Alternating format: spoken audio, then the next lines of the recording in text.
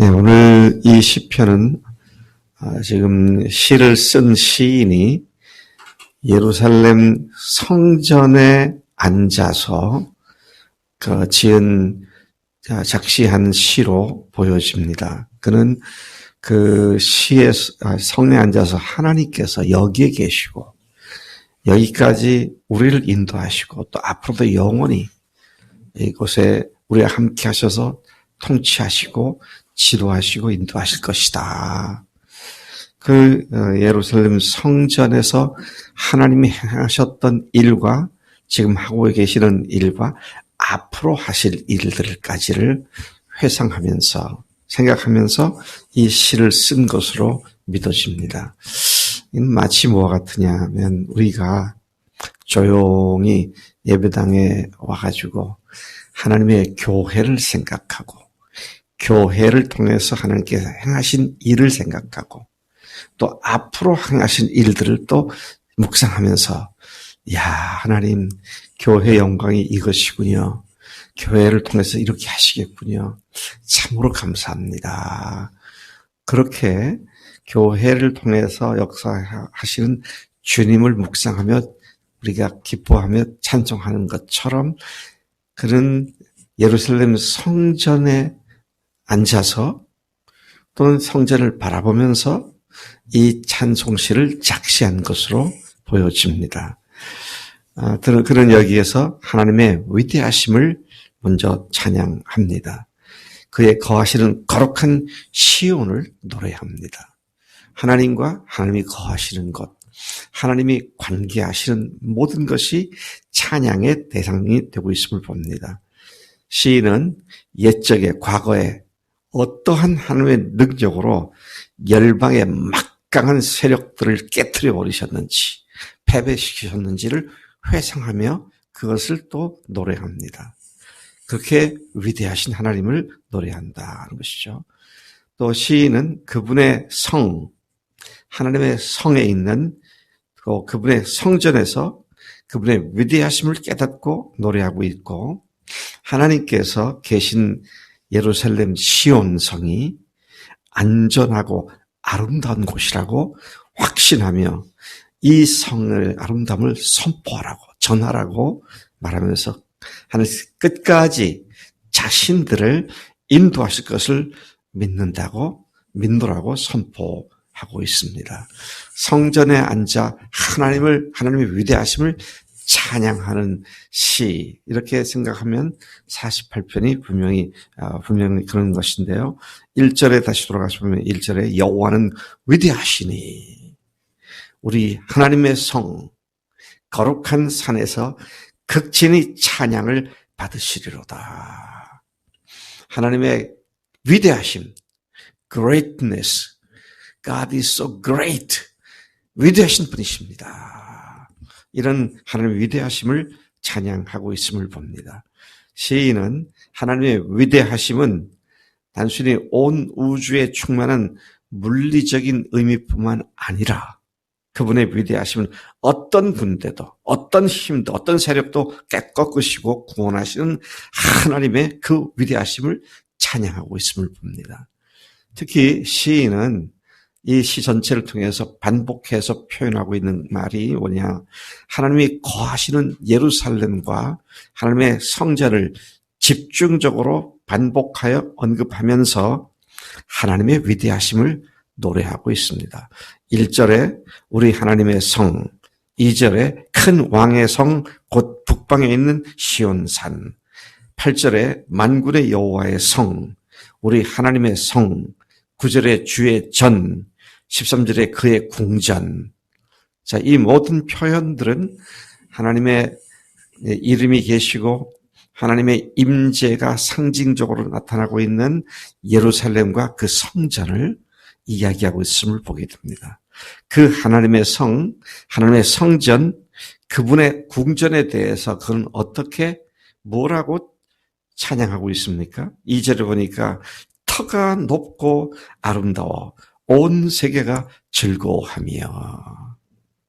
제가 그 성전에 갔을 때, 예루살렘 성전에 갔을 때, 예루살렘 성전이 높은 곳에 있구나. 그래서 그것을 둘러싸고 있는 성벽이 굉장히 높아요. 그러니까 그 성벽을 둘러싼 높은 곳에 또 원래 아브라함이 하나님께 번제를 드렸고 이삭을 바치려고 했던 그 장소 아라나우 타작마당에서 다윗이 하나님께 죄송합니다. 누구예요? 하나님께 범죄해가지고 인구조사에서 그래서 역병이 돌았을 때에 거기에서 7만 명이 거기서 죽은 것을 애도하며 하나님께 번제를 드렸던 바로 그 장소죠. 근데 그게 아브라함의 타작마당이라고 불려집니다. 이제 큰 너럭바위예요. 네? 너럭바위 아시죠? 미나이 너럭바위 알아? 아주 거대한 평평한 바위. 거기 위에다가 타작을 했었다. 이제 그래서 타작마당이다. 근데 이제 그것이 높은 그 위치에서 있으니까 막 그것을 생각하면 이 시인이 이게 터가 높다. 그러니까 터가 높으니까 온 세상에 내다볼 수 있잖아요. 그 높은 위치에 영광스럽게 서 계신 하나님의 임재하심이 있는 성전, 이런 의미를 갖고 있는 것이죠.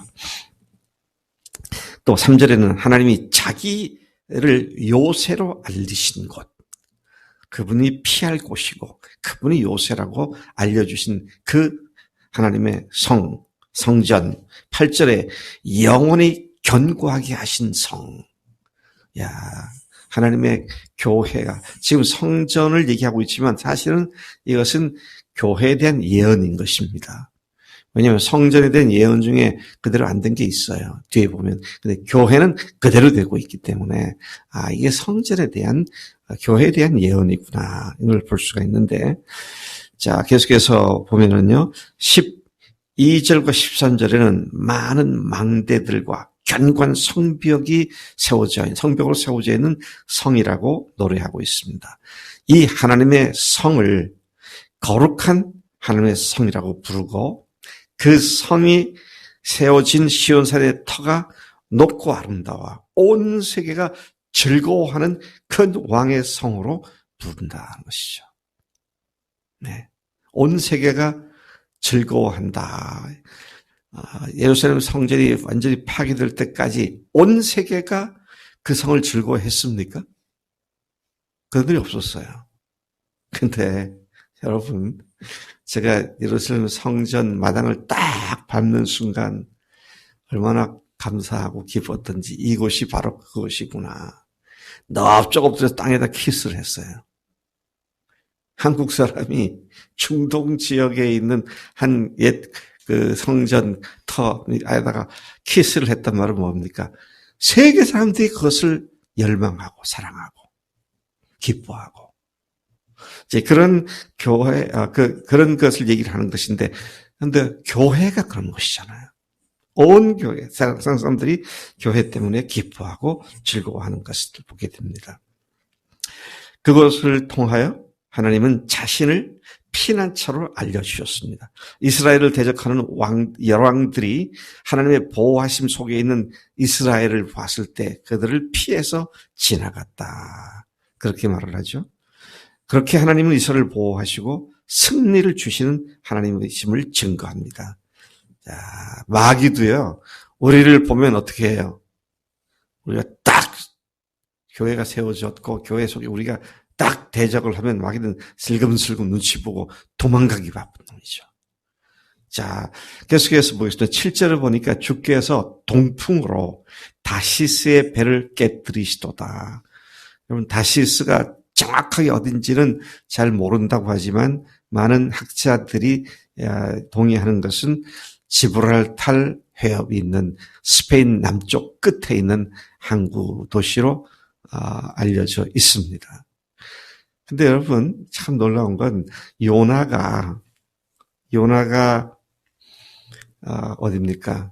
니느웨로 가라고 했더니 도망가려고 가다가 항구에 가니까 마침 다시스에 있는 가는 배를 탔잖아요. 이게 상상하기 어려운 얘기예요, 사실은요. 왜? 요나 당시면 주전 몇 세기예요. 뭐, 정확하게, 요나로 말하면은 주전 한 7, 8세기 정도 될 텐데, 그때에 지중해 동쪽 끝에서 지중해 서쪽 끝까지 직항 선박이 있었다는 거잖아요. 그러니까 배가 얼마나 튼튼해야 됩니까? 또 그런 배를 건조하고 그렇게 교육을 할 수 있는 그런 나라로서의 다시습니다. 제가 그걸 지도를 가만히 생각해보니까 어제 이 말씀 준비하면서 지도를 생각해보니까 가만히 있어봐. 이게 지금 이스라엘의 뭐 그때 고작 해야 두로나 시돈이나 뭐 그 정도 항구가 있었을 텐데 거기에서 지브랄탈 해협까지라고 하면 완전히 지중해를 동서로 가로지르는 그 긴 항로가 전기 항로가 있었다? 이거 대단한 거구나.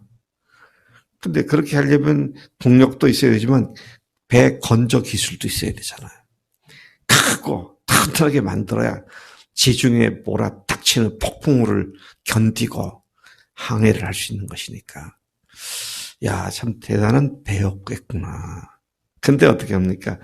그렇게 배가 크고 안전하다는 말은 뭐예요? 세상의 안전과 번성함을 동시한 것, 세상의 권세와 힘을 의미하는 것이기도 합니다. 그런데 하나님께서는 그것을 동풍으로 깨트려 버리고 마신다. 하나님의 위대하심에 대한 얘기 지금 하고 있지 않습니까? 하나님의 그 능력의 위대함을 이렇게 말씀하고 있는 것을 봅니다. 세상을 주관하시는 하나님의 위대하신 능력을 선포하는 말이기도 하죠. 8절 우리가 들은 대로 만군의 여호와의 성, 우리 하나님의 성에서 보았나니 하나님이 이를 영원히 견고하게 하시리로다. 그렇죠? 아까 제가 이게 성전에서 묵상하며 지은 찬송시다 그렇게 말을 했는데 바로 그 사실을 여기서 확인하게 되는 것이죠. 시인은 그 하나님의 성을 하나님께서 영원히 견고하게 하신다고 찬양을 합니다. 이스라엘 예루살렘의 성을 영원히 견고하게 하신다. 근데 여러분 실제로 역사를 보면 영원히 견고하기는커녕 지금부터 2000년 전에 완전히 깨졌잖아요. 완전히 부서졌습니다. 완전히 망했습니다. 네? 예루살렘 성이 완전히 망했다고요. 근데 영원히 견고하게 하는 사람이잖아요. 뭡니까? 아까 제가 말씀드렸죠. 예루살렘 성전을 생각하며 교회에 대한 예언을 하고 있다고. 하나님의 교회는 지옥 권세가 이기지 못한다. 그래서 하나님의 교회는 여전히 전 세계에 선포되는 하나님의 복음의 선포 장소로서의 역할을 견고하게 세워져서 하고 있음을 우리가 보는 것입니다. 9절에 보면 하나님이여 우리가 주의 전 가운데에서 주의 인자하심을 생각하였나이다. 8절과 9절이 바로 이 시인이 성전 한복판에서 이 시를 쓰고 있음을, 노래하고 있음을 보여주고 있는 말씀입니다. 성전은 하나님께서 이스라엘 중에 거하시고 그들과 관계에 맺은 언약을 신실하게 지키시는 것을 상징하는 장소이죠. 그러한 역사를 회상하면서 과거의 역사를 회상하면서 시인은 성전에서 하나님의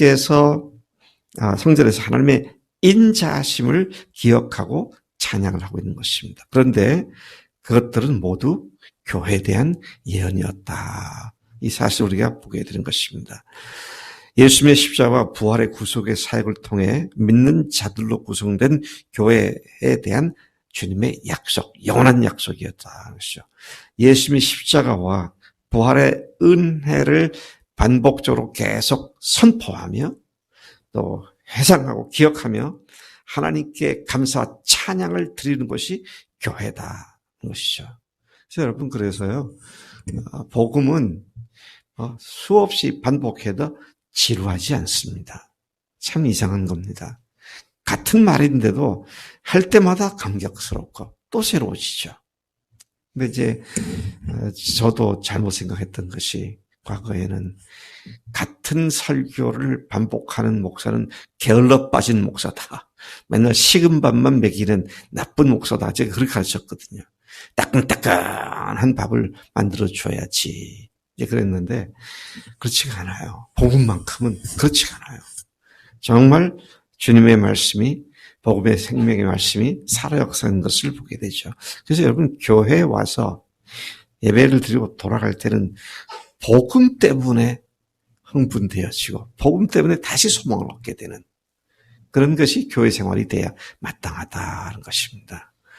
예수님 죽으시고 부활하신 위대하신 하나님이십니다. 네. 10절과 11절의 시인은 하나님의 이름과 함께 그분에 대한 찬송도 땅끝까지 미쳤으며 주의 오른손에는 정의가 충만하였다고 찬양을 합니다. 또한 주의 판단을 인하여 시온산은 기뻐하고 온 유다의 딸들은 즐거워할지라고 말을 했는데, 이것은 뭡니까? 하나님의 정의로우신 판단 때문에 하나님의 백성이 기쁨을 누리게 됨을 말하고 있는 것이죠.